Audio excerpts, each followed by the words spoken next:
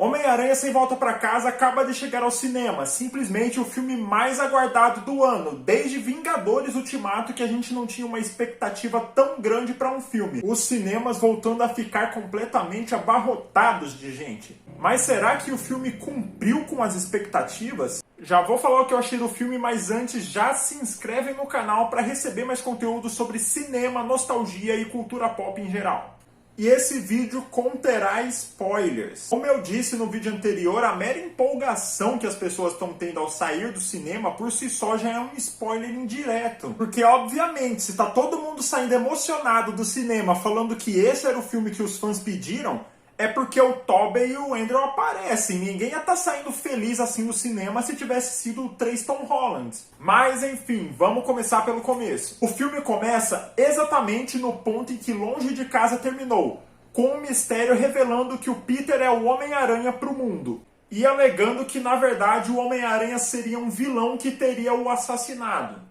E o filme desenvolve muito bem as consequências desse ato, com cenas bem curtas, mas que conseguem ilustrar muito bem como fica a vida do Peter após ele se tornar mundialmente famoso. Inclusive com uma legião de fãs acalorados ou de haters que inventam ou acreditam em todo tipo de fake news. O que logicamente serve de paralelo para como funcionam as mídias e as redes sociais nos dias de hoje. Eles conseguiram passar muito bem uma sensação de sufocamento do personagem, que literalmente não tem mais para onde correr. Sendo que tanto Peter quanto seus amigos começam a ser investigados pela morte do mistério. Até que chega um excelente advogado para aliviar a barra deles. Eu compreendo que algumas pessoas vão reclamar desse início de filme, dizendo que toda essa trama policial só serviu para fanservice e para introduzir o Demolidor no MCU. Mas eu achei que ficou muito bem encaixado e achei muito gratificante ver que o Demolidor da série da Netflix vai ser aproveitado nesse universo. Era exatamente o que os fãs estavam pedindo. No entanto, em razão de todas essas polêmicas envolvendo o Aranha, acaba que nem o Peter, nem a MJ, nem o Ned conseguem vaga na universidade. Lembrando que lá nos States não tem vestibular, você precisa de uma carta de aprovação da universidade. Diante desses acontecimentos, o Peter fica extremamente abalado e então ele resolve procurar o Doutor Estranho. Inicialmente, ele pergunta para o Doutor se é possível voltar no tempo para corrigir toda essa bagunça. Só que o doutor, obviamente, acha isso uma péssima ideia, porque poderia colocar em risco muita coisa mexer com viagem no tempo. Bem como ele não está com a joia do tempo, então isso nem seria possível. Mas então ele encontra uma alternativa, um feitiço capaz de fazer o mundo inteiro esquecer que o Peter Parker é o Homem-Aranha. E por que então o Doutor Estranho resolveu fazer esse feitiço sem se atentar para as consequências? É uma coisa que a galera vinha se perguntando bastante desde o lançamento do trailer, inclusive bolando teorias de que não seria o Doutor Estranho de verdade, que seria alguém se passando pelo Doutor Estranho. Na realidade, diante do que é mostrado pelo filme, parece que aquele era um feitiço bem simples para o Doutor Estranho fazer e que aparentemente não iria trazer grandes consequências desde que ele fosse feito corretamente. Corretamente! O que acontece é que o Peter resolve se intrometer no meio da conjuração do feitiço e por isso ele acaba saindo errado. Uma birra que eu tenho com esse Peter do MCU é que os roteiros dos filmes dele sempre precisam dar uma emburrecida nele em certos momentos para deixar a história correr. Eu sei que ia ser um saco ele ter que contar pra MJ e pro Ned de novo que ele era o Homem-Aranha, mas era um preço bem pequeno a se pagar em comparação a tudo que estava acontecendo e ele não ia precisar ficar que nem uma criança interrompendo o feitiço do Doutor Estranho toda hora. Mas tudo bem, isso não me incomodou porque esse foi finalmente um filme onde o Peter amadureceu, como a gente vai ver adiante. Como o feitiço dá errado, acaba que outras pessoas que conhecem o Peter Parker em outros universos acabam vindo para o universo do MCU. Dentre elas o Dr. Octopus, o Homem-Areia e o Duende Verde do Tobey Maguire, e o Electro e o Lagarto do Andrew Garfield. E o Peter, com a ajuda do Doutor Estranho, do Ned e da MJ, começa a capturar esses vilões, com o objetivo de aprisionar eles para depois enviá-los de volta para os seus respectivos universos. Só que o Peter começa a perceber que esses vilões não são de todo malvados. O Duende Verde tem dupla personalidade, sendo uma delas boa. O Octopus está sendo controlado pelos seus braços mecânicos. Bem como ele descobre que alguns desses vilões estão fadados a morrer em seus respectivos universos. Então ele decide que ele vai curar esses vilões antes de mandá-los de volta para casa, para que assim eles não precisem morrer. Eu gostei muito que isso mostrou o lado da bondade, da compaixão e da bússola moral de Peter, porque ele poderia ter simplesmente ignorado esses vilões, afinal eles eram vilões e eles eram de outro universo. O que fosse acontecer na vida deles não iria interferir nada no universo do Peter. Só que com grandes poderes vem grandes responsabilidades. Frase marcante que sempre acompanhou o personagem e que ainda não tinha sido dita no MCU, mas que agora foi dita pela Tia May, que assumiu meio que um papel de tio Ben nesse filme. É ela que serve como uma espécie de guia moral pro Peter. Enquanto isso, o Doutor Estranho tá lá preso no Grand Canyon. Ele perdeu uma luta pro Homem-Aranha, mas tudo bem, dentro da dimensão espelhada. Que enquanto o Peter tá lá com os super vilões tentando desenvolver uma cura para cada um deles, o Duende Verde assume a personalidade do Norman Osborn e ele começa a desenvolver um soro para virar o Duende novamente. E aqui a gente tem que destacar a atuação do William Dafoe. Ele nasceu para ser o Duende Verde, gente. Ele é simplesmente perfeito no personagem e é bem nítido que ele está se divertindo bastante no papel.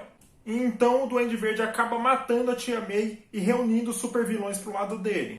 Sendo que após a morte da Tia May, o Peter fica extremamente abalado e vingativo, se sentindo culpado pelo que aconteceu. Algo semelhante ao que acontece no arco do desenvolvimento tanto do Peter do Tobey quanto do Andrew na morte do tio Ben. Então o Peter dá uma sumida por um tempo. E aí a gente chega no grande momento, no momento tão esperado por todos. A MJ e o Ned estão tentando achar o Peter, sendo que o Ned está usando um anel que o Peter pegou do Doutor Estranho. Então o Ned descobre que ele também consegue abrir portais tal qual o Doutor Estranho. O filme não deixa claro como é que o Ned conseguiu controlar esse tipo de magia. No entanto, a gente precisa lembrar que lá no início tem uma piadinha que o Doutor Estranho faz com ele, quando o Ned diz que ele talvez tenha alguma sensibilidade à magia por sentir um formigamento nos dedos. Só que quando o Ned abre o portal tentando achar o Peter do Tom Holland, na verdade ele encontra as outras duas versões do Peter, dos outros universos, a versão do Tobey Maguire e do Andrew Garfield. E eu adorei que eles conseguiram pegar certinho a personalidade de cada um dos aranhas. O Maguire tá novamente com aquele jeito doce e ingênuo que foi tão cativante nos anos 2000, mas com a voz da experiência, porque ele tá claramente mais velho. Eu calculo que o Peter do Maguire deve estar na casa dos 37, 38 anos, considerando a idade que era para ele supostamente ter no primeiro filme de 2002. E o Andrew tá novamente com aquele jeito bobão e brincalhão que era tão legal nos filmes dele, e que era erroneamente confundido com ele ser descolado demais para ser o Peter. O Peter dele que foi de longe o mais injustiçado, sendo que ele também está claramente mais maduro. Se contar pela cronologia dos filmes dele, ele estaria ali na casa de uns 30 anos de idade, o personagem dele. E que ainda está bastante abalado por não ter conseguido salvar a vida da Gwen no espetacular Homem-Aranha 2. Inclusive indicando que ele teria virado uma pessoa mais fria e vingativa depois desse acontecimento, que provavelmente teria sido algo que teria sido explorado no espetacular Homem-Aranha 3, caso ele tivesse acontecido. Por que alguns personagens ficaram mais velhos e outros voltaram com a aparência de idade que eles tinham lá nos filmes que eles fizeram nos anos 2000? Pelo que eu entendi, os personagens que morreram, como o Duende Verde e o Octopus, eles vieram para esse universo do MCU exatamente antes do momento deles morrerem. Por isso que eles foram rejuvenescidos para manterem a idade que eles tinham na época desses filmes.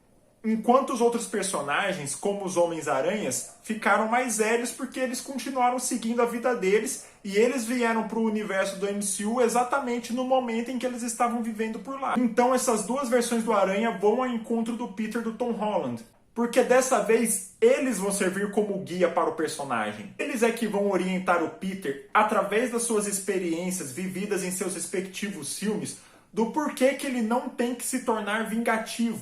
O porquê ele não tem que ser consumido por esse sentimento de raiva e vingança e que isso não trará nada de bom para eles. E foi extremamente lindo ver o Peter amadurecendo através das lições que ele aprendeu com os outros aranhas. Então os 3 aranhas se unem para curar os vilões e mandá-los para casa. Só que no meio da batalha dos aranhas tentando curar os vilões, o Doutor Estranho finalmente volta. E ele recupera a caixa dele para conjurar novamente o feitiço para enviar cada um dos vilões para casa. Só que o Duende Verde aparece e explode a caixa. Com isso, todas as pessoas de todos os universos que conhecem o Peter Parker começam a vir para o MCU, o que iria ocasionar algo que seria completamente catastrófico para esse universo. Mas então o Peter consegue pensar em uma solução para isso, fazer com que o universo inteiro esqueça quem é ele. Ele aceita ser esquecido por absolutamente todo mundo, incluindo Ned, a MJ e o próprio Doutor Estranho. E o Doutor Estranho relutantemente aceita o pedido e faz um novo feitiço para fazer todo mundo esquecer o Peter Parker. E assim todos os vilões e todos os outros aranhas voltam para os seus respectivos universos. Por fim, o Peter volta a reencontrar a MJ e o Ned na lanchonete onde ela trabalhava. O plano dele era fazer eles se conhecerem de novo para que eles voltassem a ser um casal. Só que quando ele vê um ferimento na cabeça dela decorrente lá da batalha final, ele decide fazer uma escolha. Ele decide que ele não vai se reaproximar deles, porque essa será a melhor maneira de protegê-los. Algo semelhante ao que o Aranha do Maguire faz no final do seu primeiro filme, quando ele se recusa a declarar o seu amor por Mary Jane, evitando ter um relacionamento para que isso não colocasse a vida dele em risco. Essa cena também indica o aprendizado que ele teve com a aranha do Andrew, que não conseguiu salvar a sua amada. Então ele decide ter uma vida solitária. E o filme termina com o Homem-Aranha voltando às raízes, o Homem-Aranha raiz que todo mundo reclamava que não tinha, com ele confeccionando a sua própria roupa, fazendo um uniforme que remete bastante ao clássico e sem nada de tecnologia Stark. Acabou a Stark dependência, porque apesar desse ser o terceiro filme do Aranha, na verdade, ele é um recomeço. Ele encerra completamente um ciclo e abre espaço para um mar de possibilidades. Para mim, esse é um filme que nenhum fã da Marvel vai ter o direito de reclamar, porque ele entrega exatamente tudo o que foi pedido. Teve Andrew, teve Tobey, teve Demolidor, teve fim da Stark Dependência. Tivemos finalmente um filme com um amadurecimento completo do personagem, onde ele deixa de ser um garoto irresponsável e passa a ter a noção da consequência dos seus atos. E também tivemos o retorno de vários personagens nostálgicos. Dentre os vilões, os destaques ficam com William Dafoe e o Alfred Molina, que dominam com maestria os personagens de Duende Verde e Dr. Octopus. Por sua vez, Andrew e Tobey trazem de volta todas as características marcantes que encantaram gerações nos anos 2000 e 2010. E o filme também tem uma enxurrada de fanservices para todos os gostos. É referência para tudo quanto é lado. Eu não julgo a pessoa que achar que essas referências são gratuitas e esvaziam um filme. Eu também achei que algumas não caíram bem, como o Electro ficar falando toda hora que ele caiu num tanque de enguias elétricas, para tirar sarro da origem dele no Amazing 2. Mas tiveram algumas que foram fantásticas, como a referência à dor nas costas. Aquela cena que o Tobey tá reclamando de dor nas costas. Isso é uma referência a um problema crônico de dor nas costas e hérnia de disco que quase tiraram ele de Homem-Aranha 2 em 2004. Inclusive é referenciado no próprio Homem-Aranha 2, quando ele acha que vai recuperar os poderes, salta de um prédio, cai em cima de um carro e levanta falando que tá com dor nas costas, que ele machucou as costas dele. Ou seja, essa cena é tanto uma referência pra dor nas costas do Maguire, quanto para Homem-Aranha 2. Esse filme passa uma sensação de reencontro, é como se você estivesse reencontrando os amigos de infância, voltando para um lugar feliz e confortável da sua infância. Dá uma sensação muito gostosa ver os 3 aranhas interagindo entre si, ver eles se abraçando no final. O filme excedeu as expectativas? Na minha opinião, não. Ele entregou exatamente, milimetricamente, o que era esperado. O que me surpreendeu bastante e não estava dentro do esperado foi o final, com o Peter deixando de ser reconhecido pelas pessoas e começando um novo ciclo. Tem defeitos? Tem. Fora o Duende e o Octopus, os outros vilões são bem descartáveis, eles não oferecem sequer perigo. Lagarto e Homem-Areia estavam ali só para fazer número. Também achei que o filme teve um pouquinho de problema para criar uma sensação de ameaça iminente que é tão importante num filme de ação. O único que proporcionou um grande perigo iminente foi o Duende, quando ele derrubou a MJ do andaime e quando ele jogou a bomba na caixa. E eu tenho um certo problema com as cenas de ação do Watts. Eu acho que ele tem um pouco de dificuldade em inserir as cenas de ação em espaços que valorizem as potencialidades dos poderes do Aranha, principalmente as teias. A união dos três aranhas poderia ter rendido uma batalha final que fosse mais vibrante, vistosa, iluminada, que trabalhasse mais a união dos poderes dos três. E por favor, gente, eu não estou falando que a luta foi ruim. Estou falando que poderia ser melhor. Eu também vibrei com o plano sequência dos três juntos, mas poderia ter sido mais. Só fiz esses apontamentos para dizer que o filme tem sim os seus defeitos, mas no que realmente interessa, ele é sim perfeito.